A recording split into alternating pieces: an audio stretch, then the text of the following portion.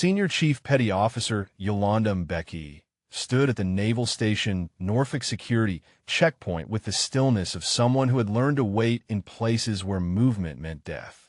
The morning sun cut sharp angles across the concrete barriers, and she watched every vehicle approach with eyes that cataloged details most people never noticed.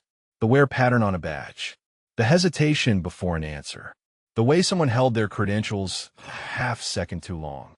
Before we dive into the story, drop a comment and let us know what state you're watching from. Maybe you have witnessed someone being underestimated in ways that came back to surprise everyone around them. The contractor sedan pulled through at 0742. Victor Slade, civilian technical consultant, according to his documentation. Mid-40s, gray at the temples, unremarkable in every way that suggested he worked very hard at being unremarkable. Mbeki processed his credentials with the same professional efficiency she applied to every vehicle, but something snagged in her attention like a thread catching on rough wood. His badge was correct, every stamp in place, every authorization code valid, but the laminate showed wear patterns inconsistent with 3 weeks of base access. Too pristine at the edges, too uniform in its aging. Someone had manufactured authenticity rather than earned it. She handed back his credentials with a nod. "Good morning, Mr. Slade. Welcome to Norfolk." He smiled the way people smiled when they wanted to be forgotten immediately after. "Thank you, Senior Chief." The sedan rolled through, and Mbeki filed the observation in the mental archive she had been building for 17 years. Probably nothing. Probably just a replaced badge after coffee damage or a lost wallet. But probably was a word that had gotten people killed in places she no longer spoke about. Petty Officer Tanaka approached with a clipboard, young and eager in the way of sailors who still believed the system rewarded diligence. "Senior Chief, Lieutenant Commander Harrington wants the morning briefing moved up to 0800. Mbeki checked her watch. "That gives us 12 minutes to cover a 40-minute security assessment." Tanaka's expression suggested she had done the same math. He said it was non-negotiable. Of course he did. The briefing room smelled like industrial coffee and bureaucratic frustration. Mbeki had prepared a thorough assessment of checkpoint vulnerabilities, documented with the precision that had defined her career. She was 3 minutes into her presentation when Lieutenant Commander Drake Harrington walked in, already talking. "We need to streamline these morning sessions." He did not look at her as he spoke, addressing the room as if she were furniture that happened to be making noise. "The Admiral wants efficiency metrics improved by end of quarter." "Sir," Mbeki said, keeping her voice level, "I was covering the credential verification protocols that need updating." Harrington waved his hand. "Submitted in writing." He turned to the assembled security team with the smile of a man who had never had to earn anything he possessed. "Now, I have been reviewing our checkpoint throughput numbers, and I have some innovations I want to implement." The innovations were her recommendations from 2 months ago, stripped of attribution and presented as his inspiration. Mbeki watched the performance with the same controlled stillness she applied to everything. Around her, junior sailors exchanged glances they thought were subtle. After the briefing, Tanaka caught up with her in the corridor. "Senior Chief, those were your ideas. Everyone knows that." Mbeki kept walking. "What everyone knows and what gets documented are different things, Tanaka. Focus on your duties. But it is not fair. Fair is a concept for people who have never had to survive anything." Mbeki stopped, softening her voice when she saw the young woman's frustration. "Learn the difference between battles worth fighting and noise worth ignoring. That is how you build a career that matters." She continued toward the checkpoint, passing a young seaman struggling with a jammed equipment case. The kid was maybe 19, clearly overwhelmed, clearly terrified of being late for his watch.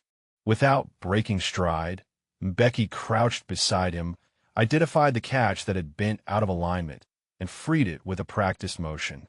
"Thank you, Senior Chief." The relief in his voice was almost painful. "I thought I was going to have to explain to Chief Morrison why I was late. You are not late yet. Go." He scrambled off, and Mbeki rose slowly, feeling the familiar ache in her hip that weather changes always amplified. Some prices you paid forever for the privileges of survival. The afternoon brought routine, punctuated by the small victories that made the job tolerable. A properly secured perimeter. A junior sailor who finally understood the importance of credential verification. The quiet satisfaction of a system functioning as intended despite leadership that seemed determined to undermine it. She was completing her shift report when movement caught her attention through the window. Victor Slade, walking toward Building 7. The Naval Communications Facility. A building his contractor credentials should not grant access to. Becky pulled up his authorization file. Technical consultant. Infrastructure assessment. His access was limited to Buildings 2, 4, and the civilian contractor offices. Building 7 was not on his list. Building 7 was not on anyone's list without specific operational clearance. She watched him badge through the door. Watched the security reader flash green when it should have flashed red. Her hand moved toward her radio, then stopped. She thought about Harrington dismissing her briefing. Thought about submitting concerns through proper channels to a man who would bury them under efficiency metrics and quarterly reports. Thought about the 17 years she had spent building credibility in an institution that still saw her as an anomaly to be tolerated rather than an asset to be utilized. The smart move was documentation. Prupé Chanels.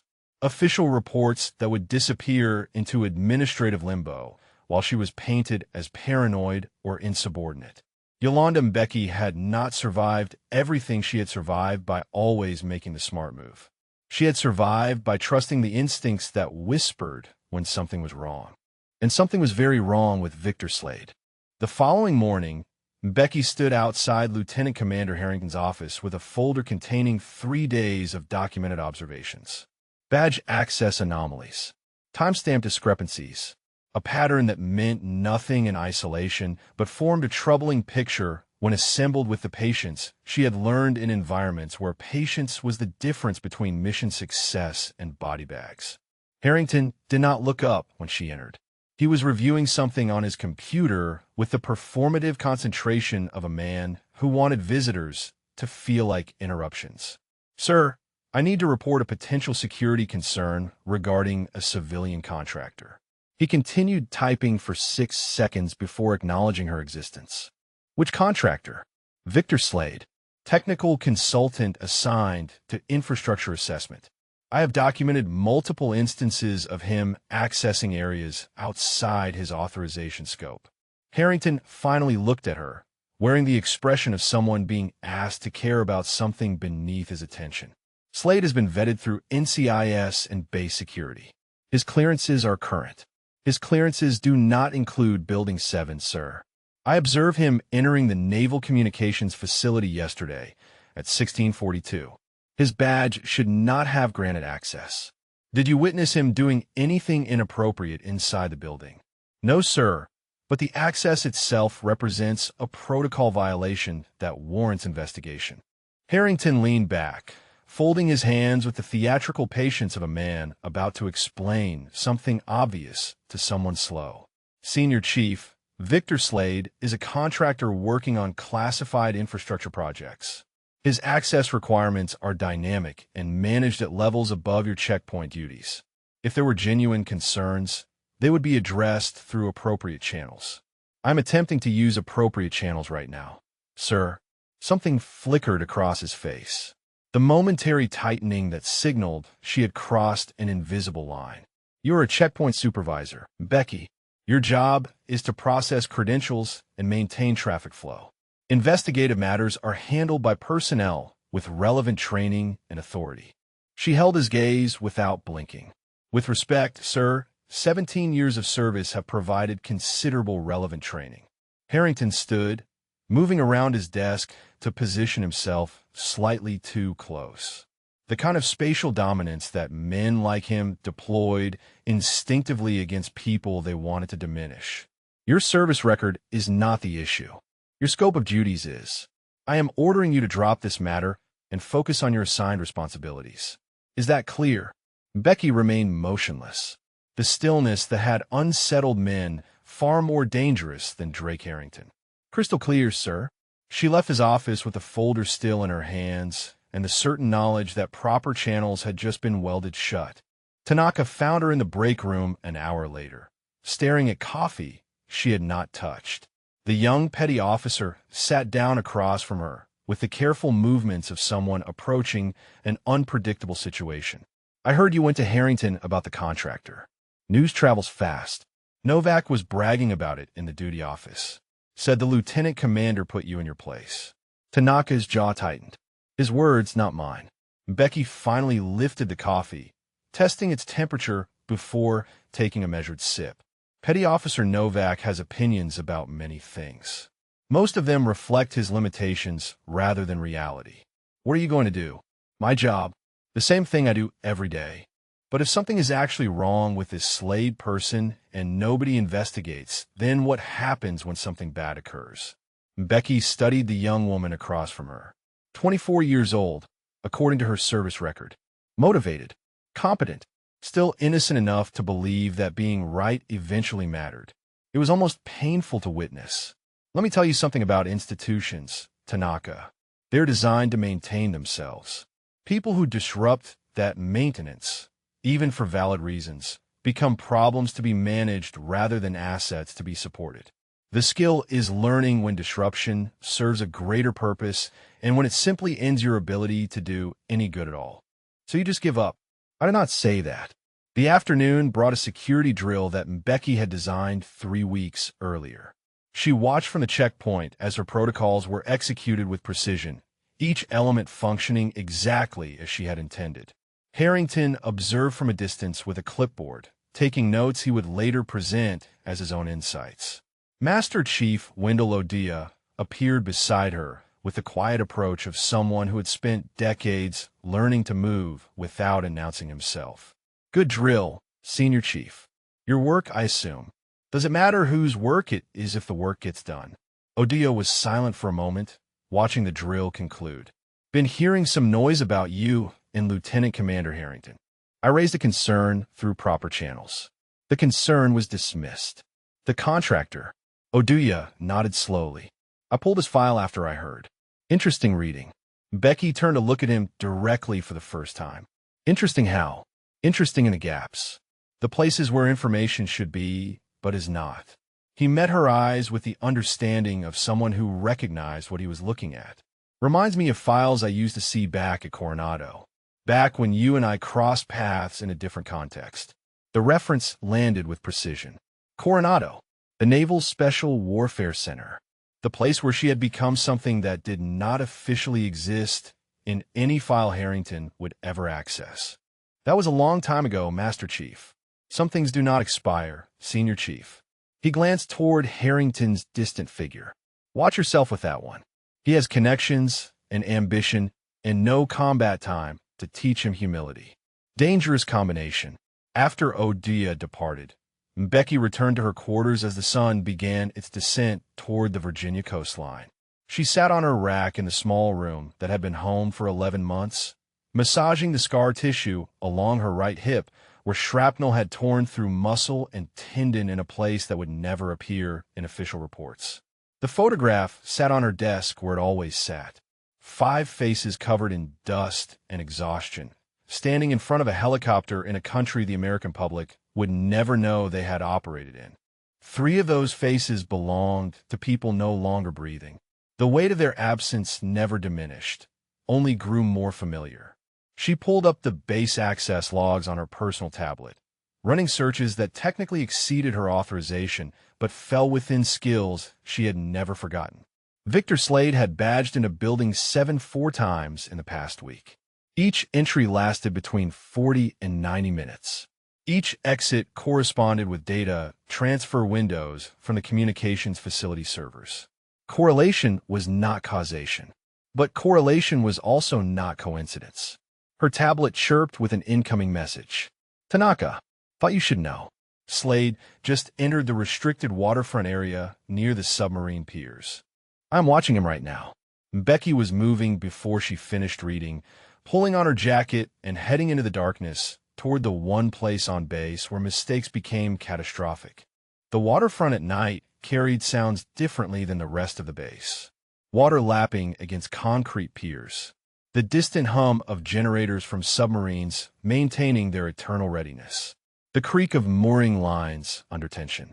Becky moved through these sounds like she belonged to them, her footsteps finding the quiet paths between pools of security lighting. Tanaka met her at the perimeter fence, face pale in the ambient glow from the distant pier facilities. He went through the maintenance gate about 10 minutes ago. I did not follow because my clearance does not extend past this point. You did the right thing. Becky studied the gate, the access reader, the camera angles she had memorized during her first week on base. Did anyone else see him? Negative. I was running a patrol check on the adjacent sector when I spotted him. He had credentials that clear the reader. Credentials he should not have. Same as Building 7. The submarine piers represented the most sensitive real estate on Naval Station Norfolk. Attack submarines, ballistic missile submarines, the silent backbone of American nuclear deterrence. If Victor Slade was accessing this area without legitimate authorization, the implications extended far beyond protocol violations. Return to your patrol, Tanaka. Log your observation through official channels. Time, location, subject identification. What about you? I'm going to verify what we are dealing with. If I am wrong, this ends quietly. If I am right, we need documentation from multiple sources. Tanaka hesitated, clearly wanting to argue, but 17 years of naval discipline won against 24 years of youthful impulse. Understood, Senior Chief. Be careful. Becky waited until the young woman disappeared into the darkness before approaching the maintenance gate. Her own credentials would not clear this access point. But credentials were not the only way through barriers, a lesson she had learned in places where barriers were often the difference between extraction and execution. She found the gap she remembered from the security assessment she had conducted 6 months ago, a section of fencing where drainage infrastructure created a vulnerability she had flagged for repair. The repair had been delayed pending budget allocation. Harrington's signature was on the delay authorization. The irony was not lost on her as she slipped through. Inside the restricted perimeter, Becky moved with the patience of someone who understood that speed and stealth rarely coexisted. She tracked toward the communications relay station that serviced the submarine fleet, the most likely destination for someone interested in the kind of information that foreign intelligence services paid fortunes to acquire. She found Slade 17 minutes later. He stood in the shadow of a transformer housing, a small device in his hands aimed at the relay station's external junction box. The device emitted no visible light, but Becky recognized the configuration. Signals intelligence equipment, the kind used to intercept and record encrypted communications during transmission. She watched him work for 60 seconds, documenting his actions through her own observation while her mind calculated options. Confrontation risked alerting him to the investigation. Withdrawal risked losing evidence of what he was actually doing. The correct choice depended on factors she could not fully assess from her current position. The decision was made for her when Slade finished his work and turned directly toward her location. For 3 heartbeats, neither of them moved. His eyes found hers across 20 meters of darkness, and she saw the recognition flash through his expression. Not surprise at being discovered. Recognition of what she represented. The look of a professional identifying another professional. Then he ran. Becky pursued with the efficiency of someone who had chased targets through terrain far more challenging than a naval installation. She closed the distance to 8 meters before Slade reached the maintenance gate, his credentials clearing the reader as he burst through onto the main base. By the time she navigated back through the fence gap, he had disappeared into the maze of buildings and vehicles that comprised the operational heart of Norfolk. She stood in the darkness, breathing controlled despite the exertion, cataloging what she had witnessed. Signals intelligence equipment, submarine communications relay, a contractor with falsified access credentials, and now, confirmation that he knew he was being watched. The situation had escalated beyond security concerns into something that required immediate action through channels that would actually respond. She found Harrington in his office at 0630 the following morning, arriving before he did to ensure she could not be deflected by administrative gatekeeping. He walked in with coffee in hand and stopped short when he saw her waiting. "Senior Chief." His voice carried the controlled irritation of a man whose morning had already been disrupted. "I thought I made myself clear regarding the contractor matter. Sir, the situation has developed beyond a matter of badge access. Last night, I observed Victor Slade conducting signals intelligence collection against the submarine communications relay. He was using equipment designed to intercept encrypted transmissions." Harrington set his coffee down slowly. "You observed this how exactly?" "I conducted surveillance after receiving information that he had entered the restricted waterfront area. Surveillance you were not authorized to conduct, in an area you were not authorized to access. Sir, the nature of the threat takes precedence over procedural considerations. We are potentially dealing with espionage against the most sensitive assets on this installation. What we are dealing with is a senior enlisted member who has repeatedly ignored direct orders and violated base security protocols while pursuing a personal vendetta against a vetted contractor." Harrington's voice had gone cold. "I am placing a formal letter of counseling in your file. Any further unauthorized investigation will result in charges of insubordination and unauthorized access to restricted areas. Sir, if you would simply review the evidence I have compiled." "There is no evidence, Senior Chief. There is only your word against a contractor with proper clearances and a spotless record." He moved behind his desk, dismissing her with his posture. "You have your duties.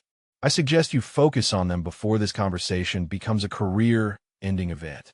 Becky left his office with the understanding that proper channels had not merely been closed. They had been weaponized against her.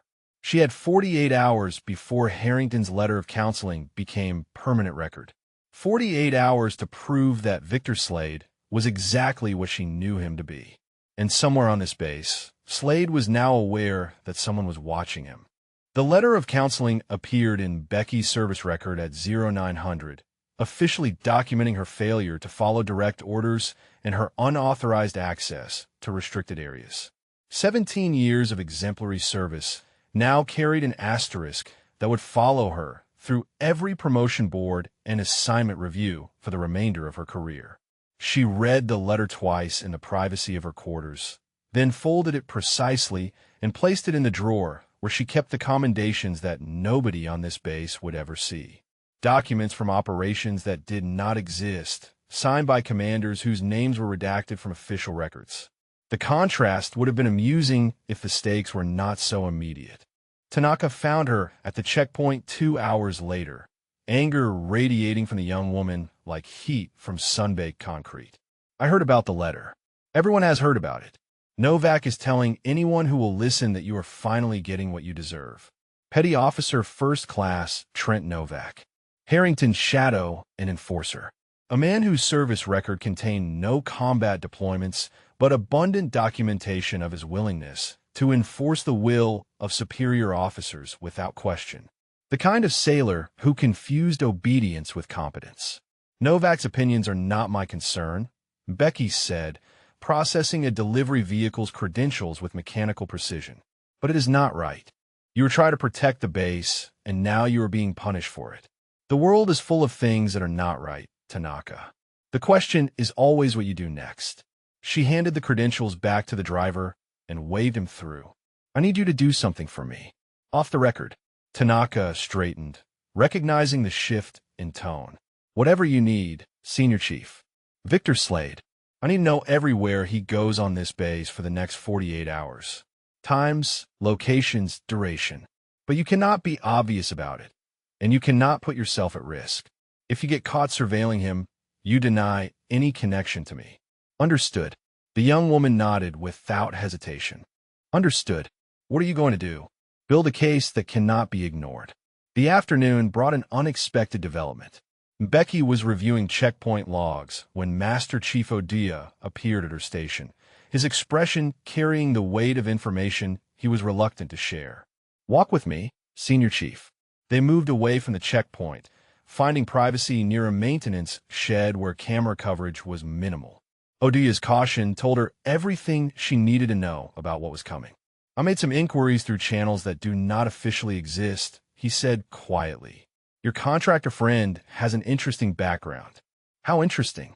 Interesting enough that 3 separate agencies have flagged his activities in the past 18 months. Nothing actionable, but patterns that suggest he is not who his credentials claim he is. He met her eyes with the gravity of someone who understood exactly what they were discussing. The problem is that those flags exist in compartmented systems. Systems that someone like Harrington would never have access to, and systems that cannot be referenced without exposing sources and methods. So we know he is dirty, but we cannot prove it through official channels. That is the situation. Oduya paused, choosing his next words carefully. There is something else. I reached out to some people who remember you from before, from Coronado and after. They remember what you were capable of, what you probably still are capable of. Becky felt the weight of that statement settle across her shoulders. The before that she had spent 3 years trying to leave behind. The capabilities that had earned her a place among the most elite warriors in the world, and the cost that had eventually driven her to seek a quieter path. That was a different life, Master Chief. Was it? He gestured toward the base around them. Because from where I'm standing, it looks like the skills from that life are exactly what this situation requires. Harrington is never going to listen to you. The official channels are compromised by incompetence at best and something worse at worst. If Slade is what we think he is, the only way to stop him is to catch him in the act with witnesses who cannot be dismissed. And if I am wrong about all of this, then you lose your career over a mistake made in good faith while trying to protect this installation. Oduya shrugged. But you and I both know you are not wrong. I saw your file, the real one, before it was sealed. You do not make mistakes about things like this. After Oduya left, Becky sat alone in her quarters as evening settled over Norfolk. The photograph on her desk seemed to watch her, 5 faces frozen in a moment before everything changed. Before the operation that left 3 of them dead, and her carrying shrapnel that would ache every time the weather shifted. She had left the teams because she wanted to. That was the story she told herself and anyone who asked. She had given enough, sacrificed enough, buried enough friends. The transfer to Master-at-Arms was supposed to be her path to a quiet retirement, a chance to serve without the weight of missions that erased themselves from history. But sitting here now, watching a threat materialize that no one else would address, she understood that some identities could not be shed like old uniforms. She was what she had been trained to be, what she had proven herself to be in places that would never appear on any map. The question was whether she was willing to be that person again. Her tablet chirped. Tanaka. Slade met with someone off base. Norfolk Waterfront Bar. I got photos. The man he met is in the NCIS database. Known intelligence broker with connections to foreign services. Becky stared at the message, feeling something shift inside her. The last remnant of hesitation dissolving into cold, clear purpose. She typed her response. Good work. Stay clear of this from now on. What happens next is not something I want on your record. What are you going to do, Senior Chief? Becky looked at the photograph one more time before answering. My job. 26 hours remained before Harrington's letter became permanent record. 26 hours to expose Victor Slade or watch her career dissolve into administrative footnotes and forced retirement. Becky spent the morning building a timeline. Every observation she had made, every access anomaly Tanaka had documented. The photographs from the Waterfront Bar showing Slade with a man whose face appeared in NCIS databases under the category of known foreign intelligence facilitators. Individually, each piece could be explained away. Together, they formed a pattern that any competent investigator would recognize as espionage tradecraft. The problem was getting that pattern in front of a competent investigator. She considered going directly to Captain Vance, the base commanding officer. But Harrington had positioned himself as the gatekeeper to command access, and any attempt to circumvent him would be framed as further insubordination. The letter of counseling had been strategic, she realized now. Not just punishment, but insulation, a way to discredit anything she might say before she said it. Oduya found her in the base library, surrounded by printed documents she did not want to leave digital traces of. He sat down across from her, without invitation, reading the exhaustion in her face. "You look like someone who has not slept." Sleep is a luxury for people who are not watching a spy operate freely on their installation. He picked up one of the photographs, studying the image of Slade with his contact. "This is solid work. Any counterintelligence officer would take this seriously." Any counterintelligence officer who saw it. Becky gathered the documents into a folder. "Harrington has made sure that anything I bring forward gets filtered through his judgment first. And his judgment has already decided I am a problem to be managed rather than an asset to be heard. There are other ways to reach people who matter. Ways that would require me to expose channels and methods that are supposed to stay buried." She shook her head. "I will not compromise sources to save my career. That is not who I am." Oduya was quiet for a moment. "Then who are you, Senior Chief? Right now, in this situation, who are you going to be?" The question cut deeper than he probably intended. She had spent 3 years trying to answer it through the quiet routine of checkpoint duty and security assessments. 3 years convincing herself that she could be someone other than the woman who had operated in the shadows of conflicts most Americans would never know existed. But the shadows had found her anyway. They always did. "I'm going to be the person who stops him," she said finally.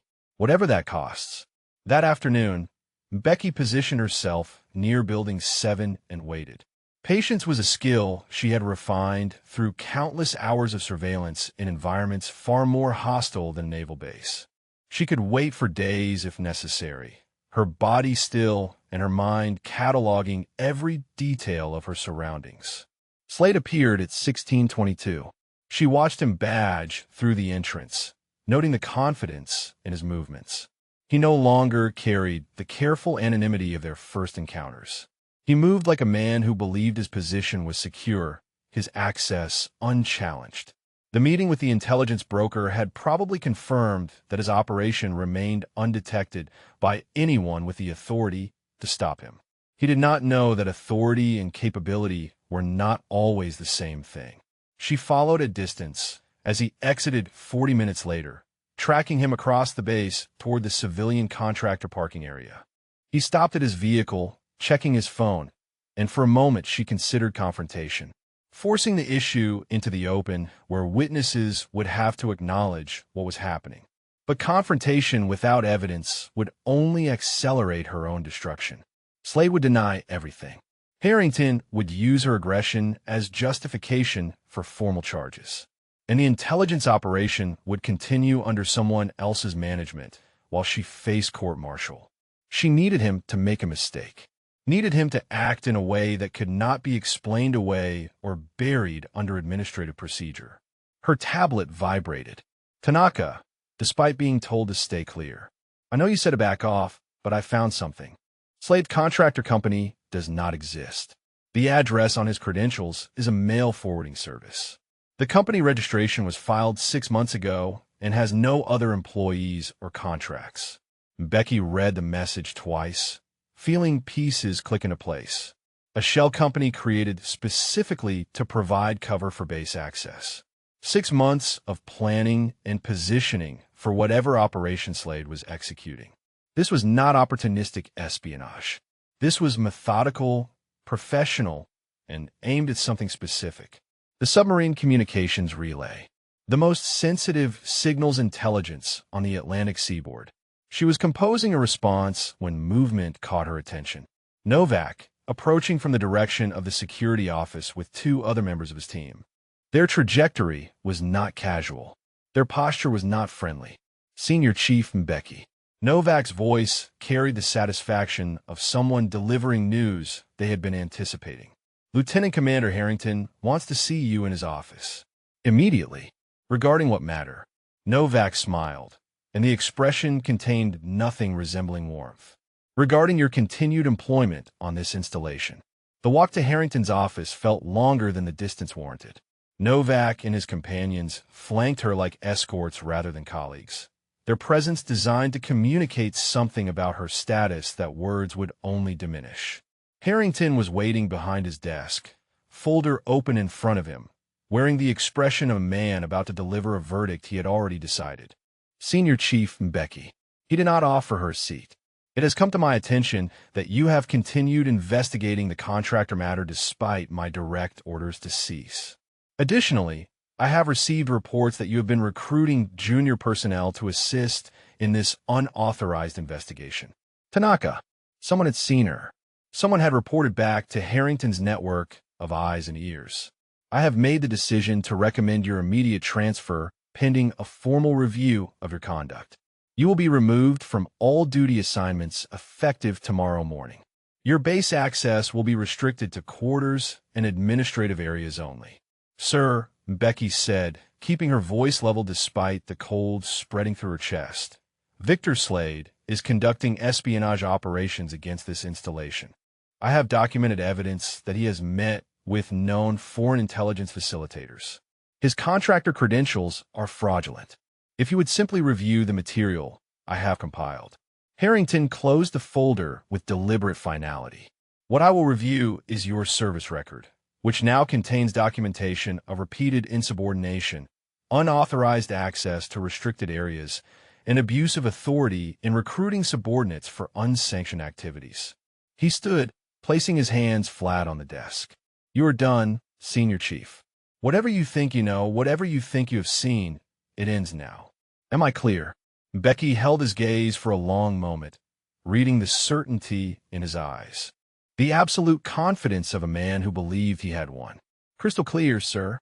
She left his office knowing that 26 hours had just become 12. And somewhere on this base, Victor Slade was preparing to complete whatever mission had brought him here. Becky did not return to her quarters. Restricted access meant nothing to someone who had spent years operating in environments where restrictions were obstacles to be navigated rather than boundaries to be respected. She moved through the base using routes she had mapped during her security assessments, pathways that existed in the gaps between camera coverage and patrol schedules. The communications facility remained her focus. If Slade was running a signals intelligence operation against submarine communications, he would need to complete his collection before whatever window he was operating within closed. The meeting with the intelligence broker suggested timeline. Handlers did not expose themselves to assets without reason. Something was happening soon. She found a position in the maintenance corridor adjacent to Building 7, a location that provided sight lines to both the main entrance and the service access while remaining invisible to standard security sweeps. The space was cramped and smelled of electrical insulation and recycled air, but she had waited in far worse conditions for far longer periods. 3 hours passed before Slade appeared. He moved differently tonight. The careful anonymity had been replaced by something more urgent, more focused. He carried a small case that had not been present during previous observations, and his path toward the service entrance suggested familiarity with the building's layout that exceeded anything a legitimate infrastructure consultant would require. Becky followed at distance, using the maintenance corridors that paralleled the main hallways. She heard him badge through 2 security doors, each access point clicking open with the false authority of compromised credentials. The sounds led her toward the central communications hub, the nerve center that processed and routed encrypted transmissions for the entire Atlantic submarine fleet. She found him in the server room. The door was ajar, held open by a small wedge that prevented the magnetic lock from engaging. Through the gap, she watched Slade connect a device to one of the primary routing servers. His movements were precise and practiced, the actions of someone who had done this before in other facilities, other installations, other countries. He was not just collecting signals intelligence. He was installing something, a persistent access point that would continue transmitting long after he disappeared into whatever extraction plan his handlers had arranged. Becky stepped through the door. Slade spun at the sound, his hand moving towards something at his waist before freezing when he registered who had found him. For a moment, neither of them spoke. The hum of servers filled the silence between them. Senior Chief Becky. His voice carried the calm of a professional recalculating odds. I was wondering when you would make your move. Step away from the server. He did not move. You know this does not end with my arrest. The people I work for have resources that extend far beyond anything you can imagine. Even if you stop me tonight, they will send someone else. They always do. That is not my concern. My concern is stopping you. Now step away from the server." Slade smiled, and the expression carried something that might have been respect. "You're not like the others on this base.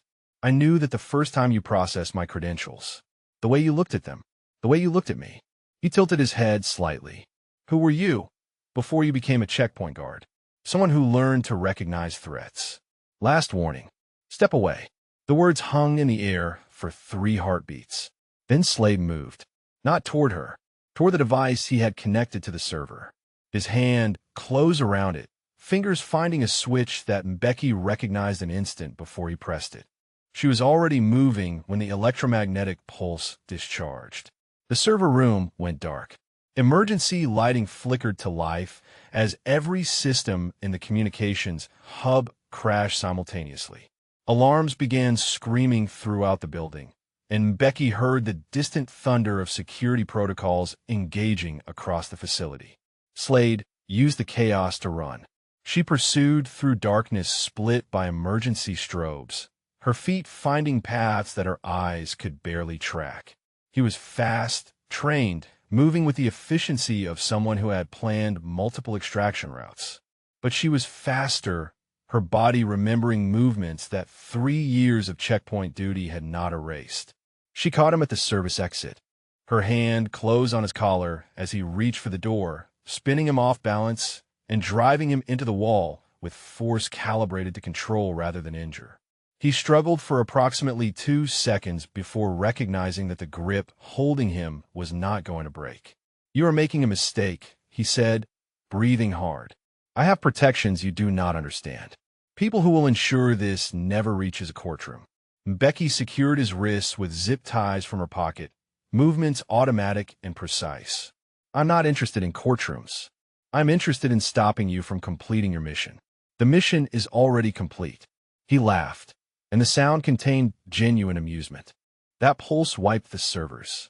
Months of submarine communications, patrol schedules, deployment protocols. All of it gone. By the time they rebuild, the intelligence will be obsolete. "My handlers got what they needed weeks ago. Tonight was just cleanup." The words hit her like ice water. The collection had already happened. Everything she had witnessed, everything she had tried to stop, had been the final phase of an operation that was already successful. Footsteps approached from multiple directions.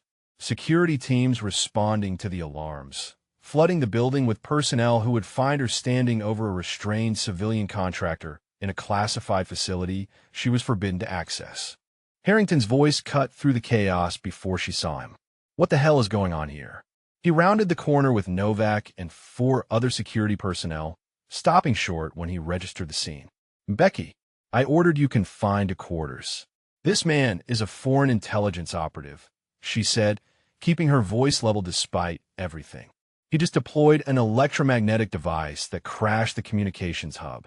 I observed him installing hardware on the primary routing servers before he triggered the pulse." Harrington looked from her to Slade to the darkened facility around them. His expression cycled through confusion, anger, and something that might have been the first flicker of doubt. "She is lying," Slade said smoothly. "I was conducting authorized maintenance when she attacked me. Check my credentials. Check my authorization. I have every right to be here." "His credentials are fraudulent," Becky continued. "His contractor company is a shell organization. He has been meeting with known intelligence brokers off base. Everything I reported was accurate. And while you were focused on destroying my career, he was completing an espionage operation against the most sensitive communications infrastructure on the Atlantic seaboard." Silence stretched between them. The alarms continued screaming. Emergency lights painted everything in shades of red and shadow. Then Novak stepped forward, his hand moving toward Becky rather than Slade. "Sir, we should secure her first. She is the one who violated her restrictions." Harrington hesitated. In that hesitation, Becky saw everything she needed to see about who he was and what he valued. "Lieutenant Commander." The new voice came from behind the security team. Everyone turned to find Captain Lenora Vance standing in the corridor, her expression carrying the weight of command authority that Harrington had never possessed. "I think we need to have a very thorough conversation about what exactly has been happening on my installation." Captain Vance moved through the chaos with the calm authority of someone who had commanded warships through combat operations. Her eyes swept the scene, cataloging details with the same precision Becky recognized from her own training. The restrained contractor, the darkened server room, the senior chief standing at the center of a situation that defied easy explanation. "Someone start talking," Vance said, "and I suggest it be the truth, because I have NCIS agents en route, and they will not be as patient as I am." Harrington stepped forward, already composing his narrative. "Captain, Senior Chief Becky violated direct orders and her access restrictions to pursue an unauthorized investigation. She assaulted a civilian contractor and may have caused the system failure we are currently experiencing." Vance held up a hand, silencing him. "I said the truth, Lieutenant Commander." She turned to Becky. "Senior Chief, your version." Becky kept her voice level, presenting facts without embellishment. "Ma'am, the man restrained on the floor is Victor Slade. His contractor credentials are fraudulent, created through a shell company established 6 months ago for the sole purpose of gaining base access. I have documented his unauthorized entry into restricted facilities, his use of signals intelligence equipment against the submarine communications relay, and his meetings with known foreign intelligence facilitators off base. Tonight, I observed him installing a device on the primary routing servers before triggering an electromagnetic pulse that crashed the communications hub." Vance's expression did not change, but something shifted behind her eyes. "And Lieutenant Commander Harrington's response to your reports. My concerns are dismissed as paranoia and insubordination. A letter of counseling was placed in my file. I was ordered to cease investigation and subsequently recommended for transfer with restricted base access." "Because you violated direct orders," Harrington interjected. "Because you accessed restricted areas without authorization. Because you recruited junior personnel into your unauthorized activities." Captain Vance turned to look at him with an expression that made him stop speaking mid-breath. "Lieutenant Commander, you will have an opportunity to present your perspective. That opportunity is not now." She returned her attention to Slade, who had remained silent throughout the exchange. "Mr. Slade, do you have anything to say?" Slade smiled with the practiced ease of someone who had talked his way out of difficult situations before. "Captain, this is clearly a misunderstanding. I'm a contractor with valid credentials performing authorized work. Senior Chief Becky has been harassing me for days based on some personal vendetta I do not understand. Whatever happened to the servers tonight, I had nothing to do with it." "Then you will not mind if we examine the device you were connecting when I found you," Becky said. Silence. Slade's smile flickered for just a moment before stabilizing. Vance noticed. She noticed everything. "Secure that device as evidence," she ordered one of the security team. "And give me a forensic technician down here to document exactly what Mr. Slade was doing when Senior Chief Becky interrupted him." The next 2 hours unfolded in the controlled chaos of a major security incident. NCIS agents arrived and took custody of Slade, whose practice calm finally cracked when they informed him that his device had been recovered intact despite the EMP. The pulse had been designed to destroy server data, not the hardware he had installed. His own tool would provide the evidence needed to prove exactly what he had been doing. Becky gave her statement 3 times to 3 different investigators, each iteration adding details that build a comprehensive picture of the operation she had uncovered. She provided the documentation she had compiled, the photographs Tanaka had taken, the access logs and timeline analysis that proved Slade's pattern of unauthorized activity. Through it all, Harrington hovered at the periphery, his face cycling through expressions that ranged from defensive to desperate. When the NCIS lead agent finally turned attention to him, asking why multiple reports from a senior enlisted member had been dismissed without investigation, his responses grew increasingly fragmented. "I follow protocol," he insisted. Her concerns were unsubstantiated. She had no evidence. "She had substantial evidence," the agent replied flatly. evidence that you chose to ignore while placing disciplinary documentation in her file for pursuing it. We will be discussing this at length, Lieutenant Commander. Odia found Mbeki outside the communications facility as the first gray light of dawn began softening the darkness. She was sitting on a concrete barrier, watching the activity around Building 7 with the exhausted stillness of someone who had finally stopped running. "Hell of a night," he said, settling beside her. He said the operation was already complete. That tonight was just cleanup. She stared at the building without really seeing it. Weeks of intelligence collection, submarine communications, patrol schedules, deployment protocols. All of it compromised before I even started paying attention. You stopped him from installing persistent access. Whatever he collected, it ends with his arrest. The damage is contained because you refuse to let go. Oduya was quiet for a moment. That matters, Senior Chief. Even when it does not feel like enough, it matters. She thought about the servers wiped clean by Slade's EMP. The months of communications that foreign intelligence services had already harvested. The submarines whose patterns and protocols were now known to adversaries who should never have had access. Tanaka approached hesitantly, uncertain of her welcome after the events of the past days. Senior Chief, I just wanted to say that I am sorry.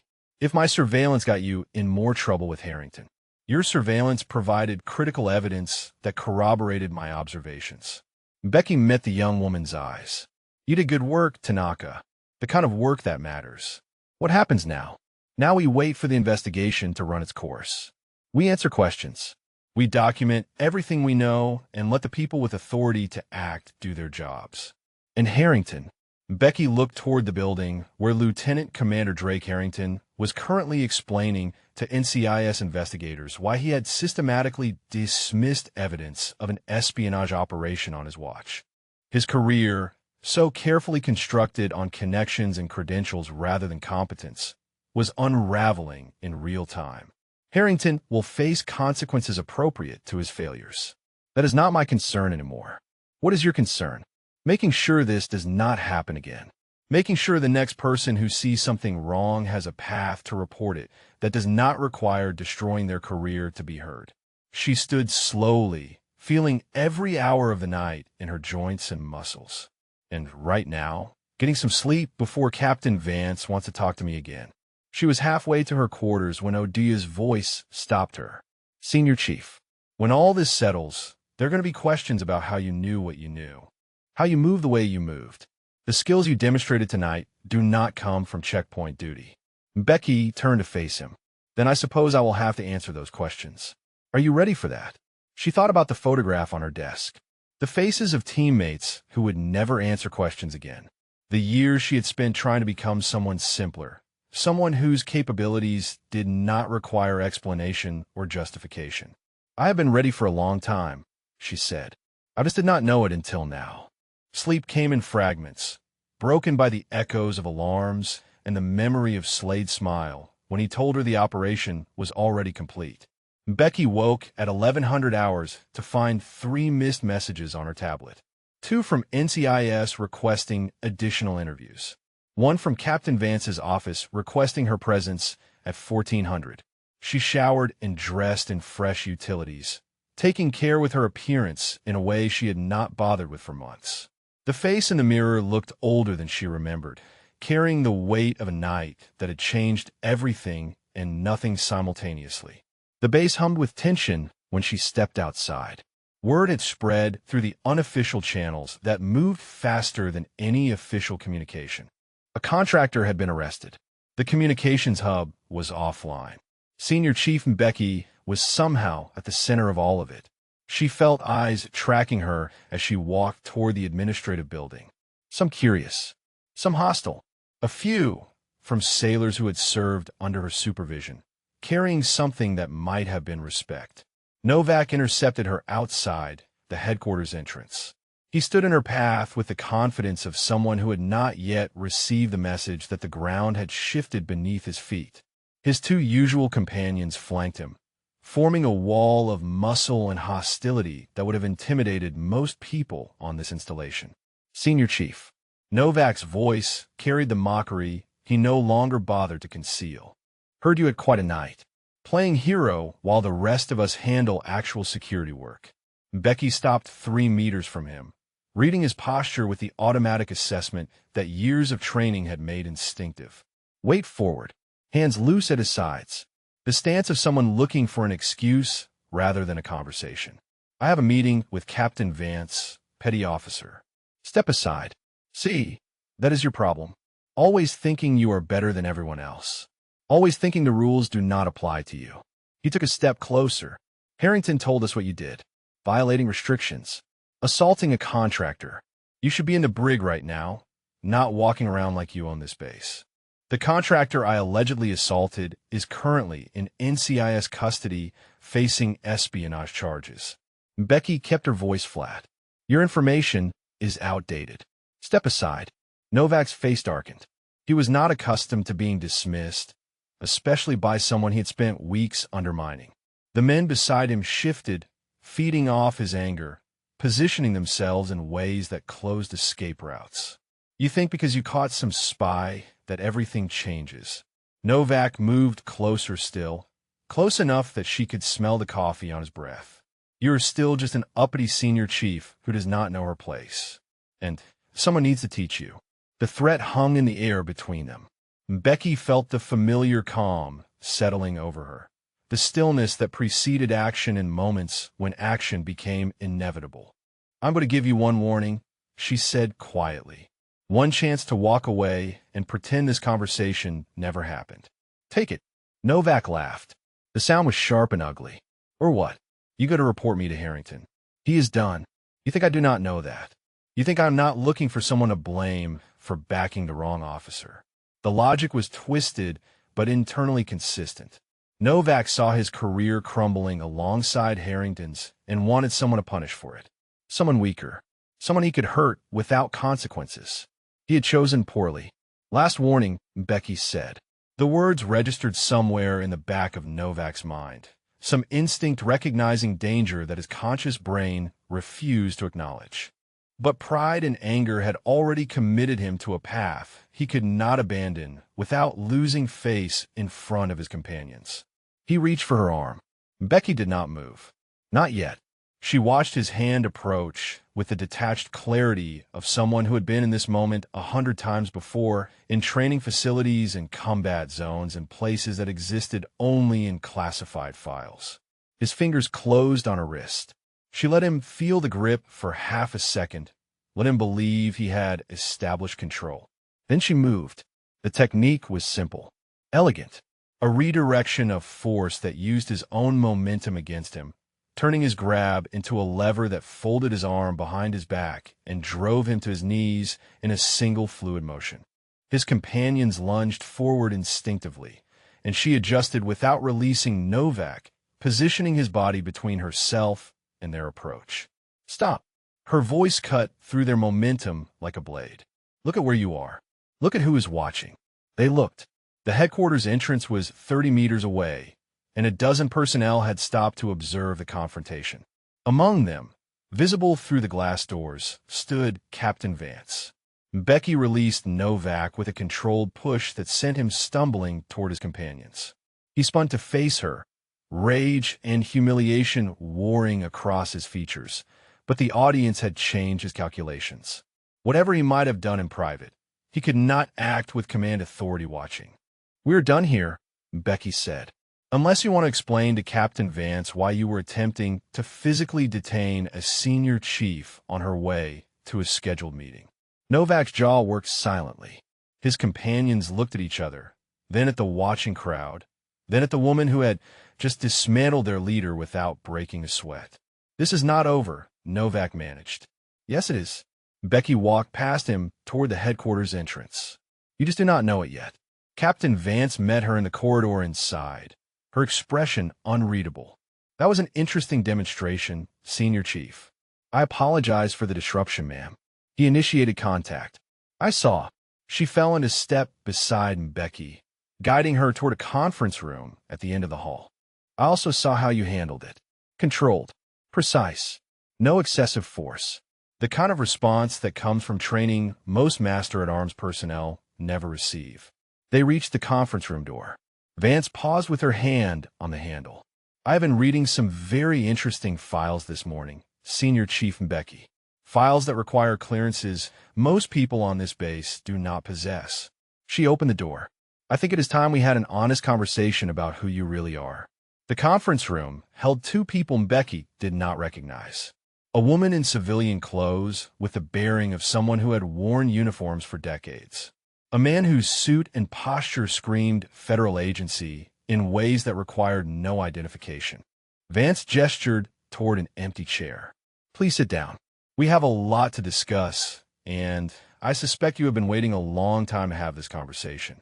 Becky looked at the faces around the table. At the folders bearing classification markings she recognized. At the future that was about to unfold in ways she could not predict. She sat down. The woman in civilian clothes spoke first.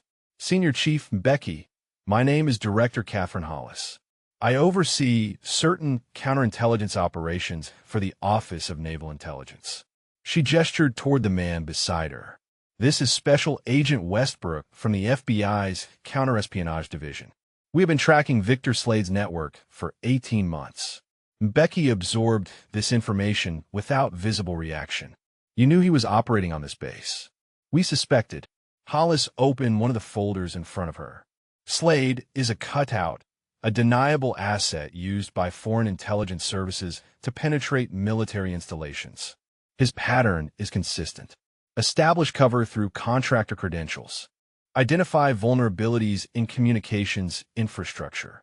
Extract intelligence over a period of months before disappearing. And you let him operate," Becky said, waiting to identify his network rather than stopping him immediately. Westbrook leaned forward. The intelligence value of mapping his contacts outweighed the risk of continued operation. "Or so we calculated." He exchanged a glance with Hollis.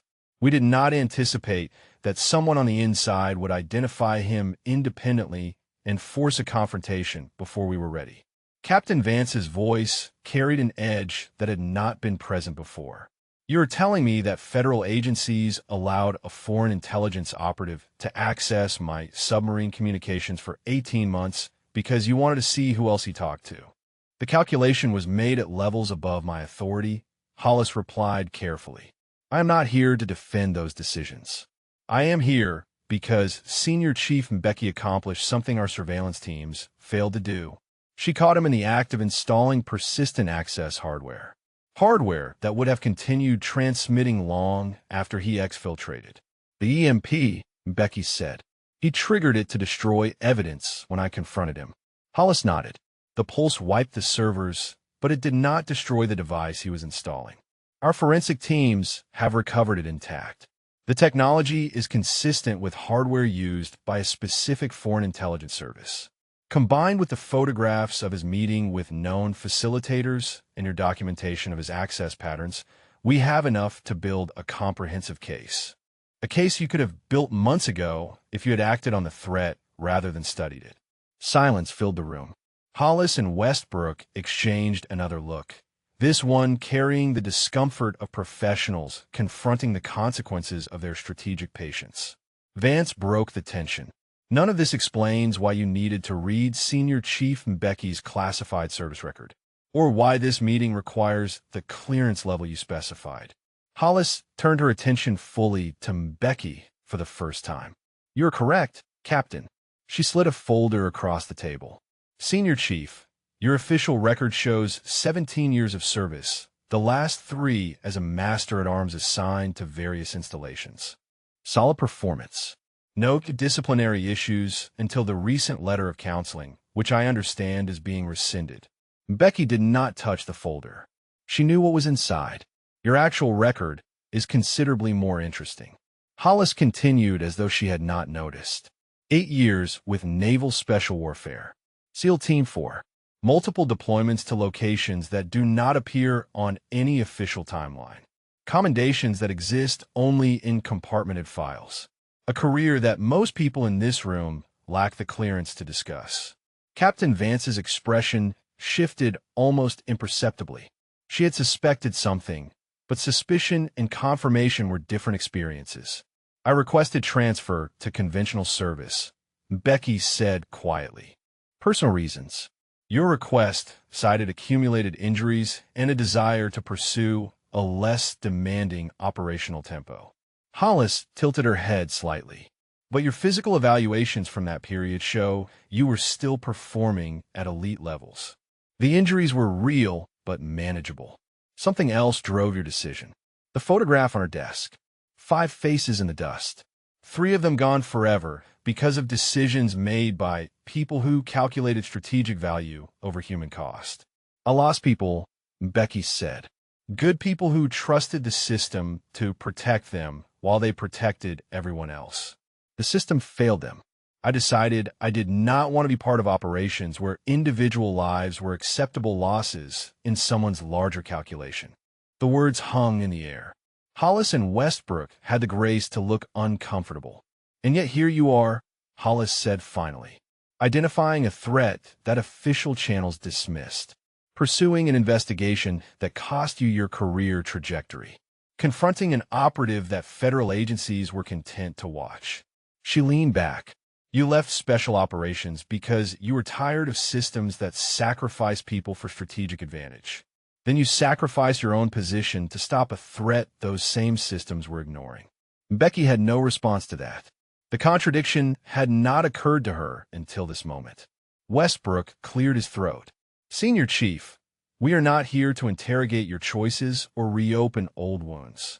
We are here because your actions last night prevented significant damage to national security, and because your background makes you uniquely qualified for a conversation we would like to have. What kind of conversation? The kind that involves options, Hollis said. Your current assignment is effectively over. Harrington's recommendations will be reversed, but the situation on this base is compromised. You need a new position regardless of what happens next. And you have suggestions. We have opportunities. Hollis slid another folder across the table. Training programs that need instructors who understand both special operations and conventional security. Positions where your experience could shape how the next generation identifies and responds to threats like Victor Slade. Becky looked at the folder without opening it. You want me to teach? We want you to do what you have been doing instinctively since you arrived at this installation. See threats that others miss. Act when official channels fail. Make the people around you better at protecting what matters. She paused. The difference is that you would be doing it with institutional support rather than despite institutional resistance. Captain Vance spoke for the first time in several minutes. Before Senior Chief Becky considers any offers, there is still the matter of what happened on my base. Harrington's failures. The security breakdown that allowed Slade to operate. The personnel who followed illegal orders and those who enabled a hostile intelligence operation through incompetence or complicity. Those matters are being addressed, Westbrook assured her. They will be addressed thoroughly, Vance corrected. Because if this conversation has demonstrated anything, it is that trusting federal agencies to handle matters appropriately is not always sufficient. Becky felt something shift in the room. The balance of power that had seemed tilted toward the intelligence officials was recalibrating around the captain, who commanded this installation and refused to cede her authority. Senior Chief. Vance turned to face her directly. Whatever you decide about future opportunities, I want you to know that your service on this base, despite every obstacle placed in your path, has been exemplary. You did what the system should have done, and you did it while the system tried to destroy you for it. Thank you, ma'am. Do not thank me yet. Vance's expression carried something that might have been the beginning of a smile. We still have to deal with Novak and his associates. And I have a feeling that situation is going to get worse before it gets better. As if summoned by the mention of his name, a knock sounded at the conference room door. A young ensign entered with the expression of someone delivering news they wish belonged to someone else. Captain, there is a situation at the security office. Petty Officer Novak and 5 other personnel are refusing to submit to NCIS interviews. They are claiming Senior Chief Becky assaulted them and demanding she be arrested before they cooperate with any investigation. Vance closed her eyes for a moment. Of course they are. Becky stood slowly, feeling the weight of the past days settling into her bones. "How do you want me to handle this, Captain?" Vance looked at her with an expression that suggested she already knew the answer. "How would you handle it if you were still the person in those classified files?" Becky considered the question. The honest answer.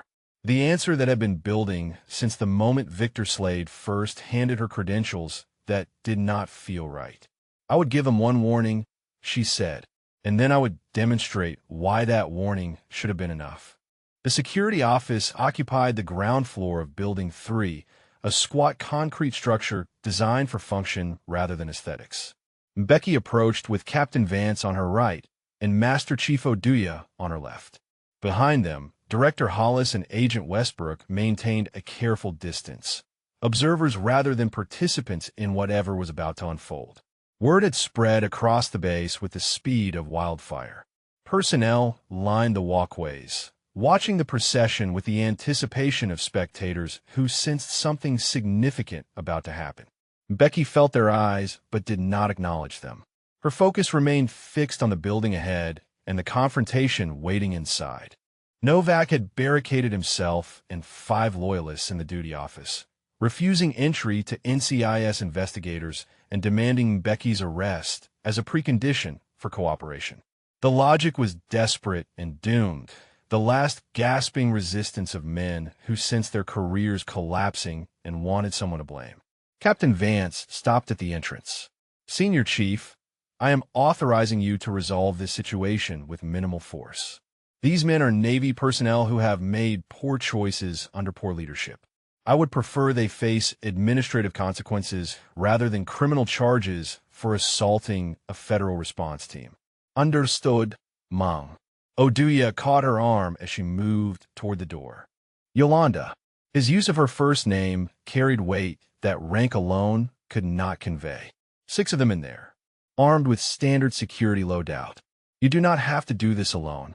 She met his eyes with the calm certainty that had defined her since the moment she decided to stop being someone other than who she truly was.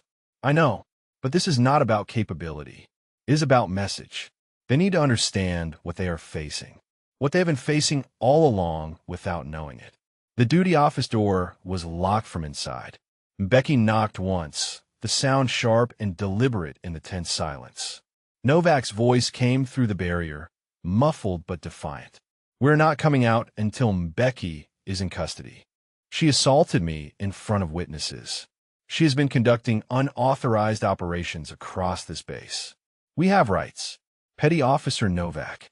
Becky's voice carried the flat calm of someone who had talked through doors in far more dangerous circumstances. "This is Senior Chief Becky. Captain Vance has authorized me to resolve this situation. I am asking you once to open this door and submit to lawful NCIS interviews." Laughter from inside. Multiple voices feeding each other's bravado. "You think we are afraid of you? You're just one woman. Come in here and see what happens." Becky looked back at Captain Vance, who nodded once. She tried the handle. Locked as expected. The door was standard interior security construction, designed to delay unauthorized entry rather than prevent determined access. She had breached far more formidable barriers in places where the consequences of failure were measured in body counts rather than career setbacks. "Last warning," she said, loud enough to carry through the door. "Open it yourselves, or I open it for you." More laughter. The sound of men convincing themselves they held power they had already lost. Becky stepped back, assessed the door frame, and kicked. The lock shattered on the first impact. The door swung inward, revealing a duty office occupied by 6 men who had arranged themselves in a semicircle facing the entrance. Novak stood at the center, flanked by his usual companions and 3 others whose faces Becky recognized from Harrington's inner circle. They had expected her to hesitate, to negotiate, to behave like the checkpoint supervisor they had spent weeks dismissing and undermining. She did not hesitate. The first man lunged before the door finished swinging. Becky redirected his momentum, using his own weight to drive him into the wall with force that left him gasping on the floor.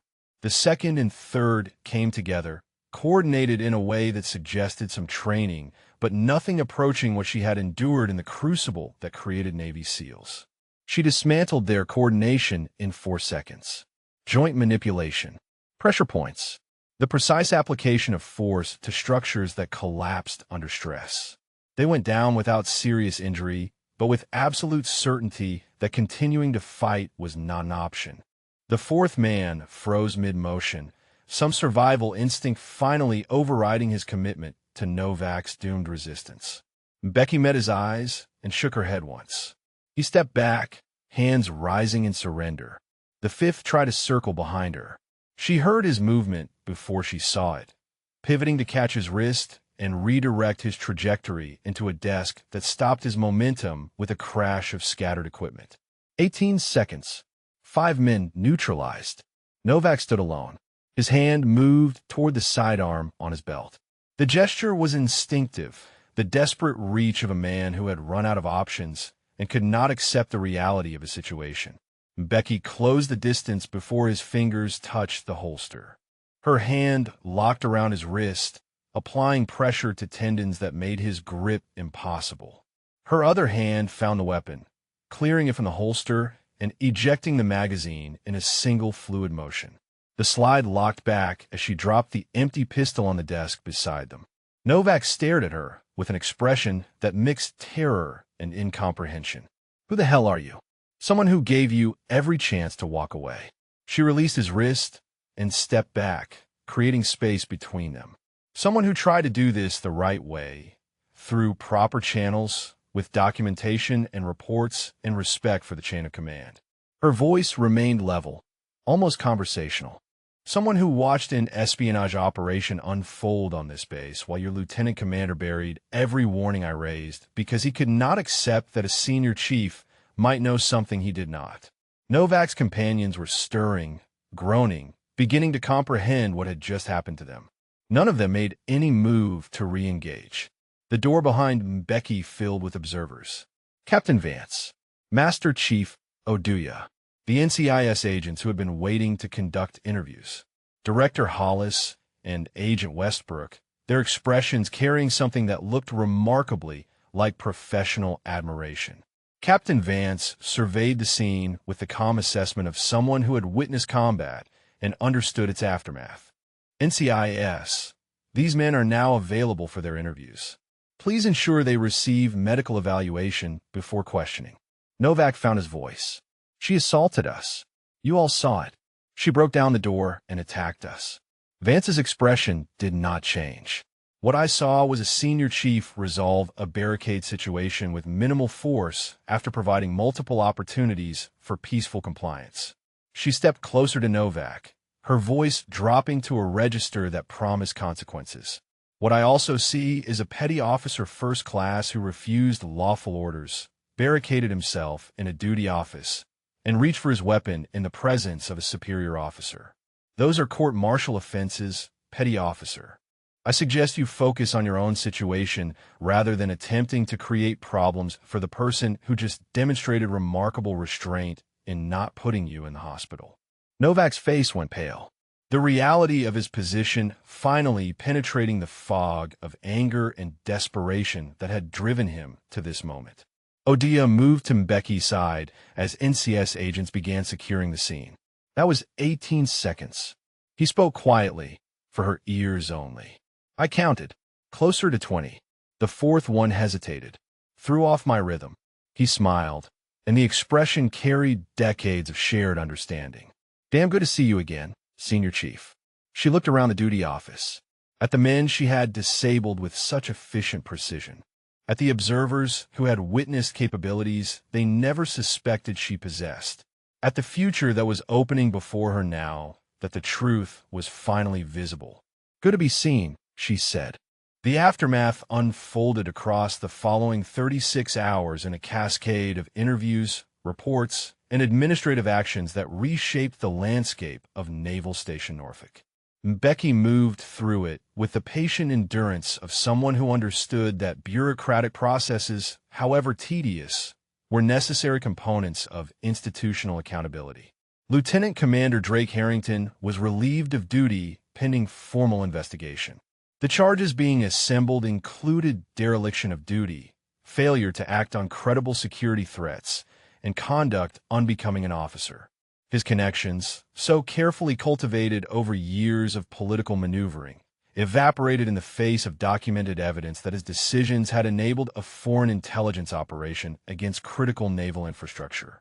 Mbeki encountered him once, in the corridor outside the administrative offices where his career was being systematically dismantled. He looked smaller somehow, diminished by the collapse of the authority he had wielded so carelessly. "You ruined me," he said. His voice carried none of the arrogance that had defined their previous interactions. "You could have let it go. Followed orders. None of this had to happen." Mbeki stopped, considering the man who had tried so hard to destroy her for doing her job. "You ruined yourself, Lieutenant Commander. I just refuse to let you take the rest of us down with you." She walked away without waiting for a response. Some conversations did not deserve continuation. Novak and his 5 companions faced non-judicial punishment for their barricade incident, with additional charges pending based on their roles in Harrington's campaign of harassment and obstruction. The young sailor who had hesitated during the confrontation, the one who had stepped back rather than continue fighting, received a reduced punishment. Mbeki had noted his choice in her statement, acknowledging the moment of judgment that separated him from the others. She found him waiting outside her quarters on the second evening, nervous and uncertain, but determined to speak. "Senior Chief, I wanted to apologize. For all of it. Following Novak. Not questioning what we were being told about you." He struggled to meet her eyes. "I should have known something was wrong. The way you carried yourself. The way you noticed things nobody else noticed. I should have seen it." "You did see it," Mbeki said. "In the duty office, when you stepped back instead of continuing forward. That was the moment that mattered. Why did you not hurt us worse?" He finally looked at her directly. "You could have. I felt it when you moved. You could have put all of us in the hospital without breaking a sweat. Because hurting you is never the objective. Stopping you was. There is a difference between capability and intent, and understanding that difference is what separates professionals from amateurs." She paused, letting the lesson settle. "Learn from this. Be better. That is the only apology I need." Tanaka appeared at her door later that evening with coffee and questions that had been building since the confrontation became public knowledge. SEAL Team 4. The young woman sat across from Becky in the small quarters that had been home for nearly a year. 8 years of operations that do not officially exist. How do you go from that to checking credentials at a gate? Becky wrapped her hands around the coffee cup, feeling its warmth against palms that had done things she would never fully discuss. You get tired. Not physically, although that happens too. You get tired of being a weapon, of solving every problem with skills designed to destroy. I wanted to protect people in a different way, a quieter way, but you could not stay quiet when it mattered. No, she smiled slightly. Apparently I cannot. What happens now? The training program they offered you. I have not decided yet. Becky looked around the quarters, at the photograph on her desk, at the sparse furnishings of a life she had constructed around the idea of simplicity. For 3 years, I told myself I was done with that world, that I could be someone else, something else. And now I understand that who we are is not something we choose once and maintain forever. It is something we discover through the choices we make when those choices matter most. She met Tanaka's eyes. I chose to act when acting meant risking everything I had built. That tells me something about who I actually am, regardless of who I wanted to be. A knock at the door interrupted them. Master Chief Odia entered without waiting for invitation, his expression carrying news that could not wait. "Slade talked," he said. "Full cooperation in exchange for consideration on sentencing." He gave up his entire network. Handlers, facilitators, other assets operating in the United States. Odia sat down heavily on the only remaining chair. The damage assessment is significant, but it would have been catastrophic if he had completed the persistent access installation. You stop that. The intelligence he already collected. Compromised, but contained. Submarine patrol schedules are being modified. Communication protocols updated. The information he passed will be obsolete within weeks. Oduya paused. You did not just catch a spy, Yolanda. You prevented a strategic intelligence failure that could have affected fleet operations for years. The weight of that statement settled over the room. Becky thought about the nights spent documenting access anomalies. The confrontations with Harrington that had seemed so futile. The moment in the server room when she had chosen to act rather than retreat. Captain Vance wants to see you tomorrow morning, Oduya continued. Something about a formal recognition and a conversation about your future. He smiled. I have a feeling you are going to have options you did not expect. After he left, Tanaka lingered in the doorway. Senior Chief, whatever you decide to do next, I want you to know that you change how I think about service. About what it means to do the right thing when the right thing is hard. Becky considered the young woman who had risked her own career to provide surveillance photographs of a suspected spy, who had trusted her mentor even when that trust carried professional consequences. You have good instincts, Tanaka. Trust them. Question authority when authority deserves questioning. And never let anyone convince you that following orders is more important than doing what is right, even if it costs everything. Especially then. Becky rose and extended her hand, because that is when the cost of doing nothing becomes too high to accept. Tanaka shook her hand with a grip that promised future strength. Whatever training program they offered, Becky thought she already knew who her first recommendation for advanced security instruction would be. The evening settled into quiet. Becky sat alone with the photograph that had witnessed every moment of her time at Norfolk. 5 faces from a life she had tried to leave behind. 3 who would never see what she had become. She picked up the frame for the first time in months, studying the image with eyes that finally understood what she was seeing. Not ghosts demanding she remain frozen in grief. Not accusations of survival when others had fallen.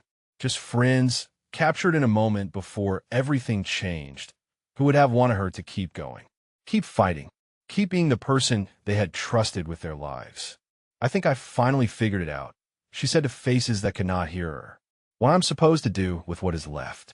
She set the photograph down gently and began preparing for the morning. Captain Vance's office occupied the corner of the administrative building with windows overlooking the Norfolk Harbor. Morning light streamed across a desk organized with the precision of someone who commanded through clarity rather than chaos. Becky stood at attention until Vance gestured toward the chair across from her. At ease, Senior Chief. This is a conversation, not an inspection. Becky sat, noting the folders arranged on the desk between them. Some Boer classification markings she recognized. Others carried the administrative codes of personnel actions and commendations. Vance studied her for a moment before speaking. I have been in the Navy for 26 years. Commanded a destroyer in the Persian Gulf. Managed logistics operations during 3 major deployments. I thought I'd seen every kind of sailor this service produces. She paused. I was wrong. Mom. You identified a foreign intelligence operation that federal agencies had been tracking for 18 months without resolution. You documented that operation while your chain of command actively obstructed your efforts. You confronted an armed operative in a classified facility and prevented the installation of persistent access hardware. Then you resolved a barricade situation involving 6 hostile personnel in under 20 seconds without causing serious injury to any of them. Vance leaned back. That is not a normal week for a Master-at-Arms Senior Chief. It was not a normal week for anyone, ma'am. The ghost of a smile crossed Vance's face. No, I suppose it was not. She opened one of the folders. I have here a recommendation for the Navy and Marine Corps Commendation Medal, citing your actions in identifying and disrupting an espionage operation against critical naval infrastructure. Director Hollis has added a classified annex documenting elements that cannot appear in your official record. Becky absorbed this without visible reaction. Medals had never been her motivation for service. I also have a letter rescinding the counseling documentation that Lieutenant Commander Harrington placed in your file. Vance set it aside. That record has been expunged entirely. As far as the Navy is concerned, it never existed. Thank you, ma'am. Do not thank me for correcting an injustice that should never have occurred. Vance's voice carried an edge that suggested her anger at Harrington's failures had not diminished. Thank me by considering what comes next. She slid another folder across the desk. Director Hollis made you an offer. A training position developing curriculum for counterintelligence awareness across fleet security personnel. It is a good offer. Important work. But I have a different proposal. Vance opened the folder to reveal orders and position descriptions. Naval Station Norfolk is establishing a new advanced security training unit. The mission is to identify personnel with potential for specialized security operations and provide them with instruction that goes beyond standard master-at-arms training. We need someone to lead that unit. Someone who understands both the conventional security environment and the operational realities of threat response at the highest levels. Becky looked at the documents.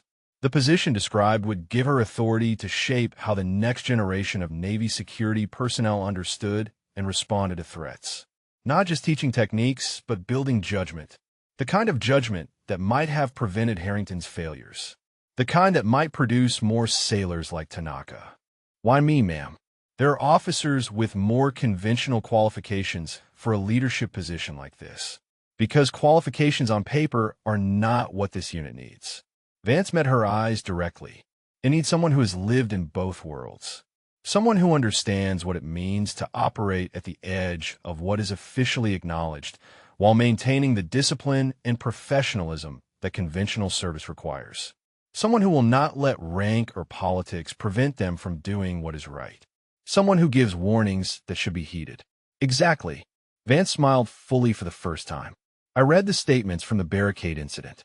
Multiple witnesses reported that you announced last warning before breaching that door. You gave them every opportunity to comply. She shook her head slowly. I want my security personnel trained by someone who understands that warnings matter. That violence is a last resort, not a first response. That true strength lies in the restraint to use capability only when all other options have been exhausted. Becky considered the harbor visible through the windows. Ships moving through channels that connected this base to oceans spanning the globe. Submarines carrying capabilities that most Americans would never comprehend. All of it protected by personnel who deserved training that prepared them for threats they could not yet imagine. I have conditions, she said finally. Name them. Petty Officer Second Class Iris Tanaka. I want her assigned to the new unit as my assistant instructor. She has instincts that cannot be taught and judgment that proved itself when it mattered. With proper development, she will be better than I am within 5 years. Done. What else? The training has to be real. Not check boxes and completed forms. Actual preparation for actual threats. That means resources, autonomy, and protection from administrative interference when the curriculum challenges conventional assumptions. Also done. Vance extended her hand across the desk. Welcome to your new command, Senior Chief Becky. Try not to terrify too many students in the first month. Becky shook her hand. No promises, ma'am. The ceremony took place 3 weeks later on a parade ground overlooking the same harbor. Becky stood at attention while Captain Vance pinned the Navy and Marine Corps Commendation Medal to her chest. The citation read aloud to an assembly that included Master Chief Odia, Petty Officer Tanaka, and dozens of personnel who had watched her story unfold across those turbulent days. Director Hollis attended in civilian clothes, offering a nod of professional respect that carried more weight than any official recognition. Agent Westbrook stood beside her, still wearing the suit that marked him as federal regardless of the setting. Afterward, Tanaka found her near the refreshment table, the young woman's eyes bright with an excitement she could barely contain. Senior Chief, I received my orders this morning. Assignment to the Advanced Security Training Unit effective immediately. She was almost vibrating with energy. I do not know how to thank you. Thank me by being better than your instructors. By questioning everything I teach you until you understand not just the techniques, but the principles behind them. Becky placed a hand on her shoulder. And by remembering that the most important skill I can give you is knowing when not to fight, and when fighting is necessary. Then you give them one warning. Becky smiled, and you make sure that warning is enough. The afternoon sun cast long shadows across the base as the ceremony dispersed. Becky walked toward the building that would house her new unit, her new purpose, her new chapter. The photograph from her quarters was packed in a box with her other belongings, ready to be placed on a new desk in a new office where its presence would remind her every day of why the work mattered. If you enjoyed this story, drop a comment and let us know your favorite part or character. Perhaps you know someone who was underestimated until they revealed what they were truly capable of. 3 years ago, she had come to Norfolk seeking quiet, seeking escape from a world that demanded everything she had and took people she loved in exchange. She had found neither quiet nor escape. Instead, she had found something more valuable. She had found her way back to herself. The door to the training facility opened under her hand, revealing empty rooms waiting to be filled with purpose. Waiting for students who would learn what she had learned through decades of service in shadows and sunlight alike. That warnings matter. That restraint is strength. That the most dangerous person in any room is often the one who has nothing left to prove. And that sometimes the path forward requires embracing who you truly are, regardless of who you thought you wanted to become. Senior Chief Petty Officer Yolanda Mbeki stepped inside and began building the future.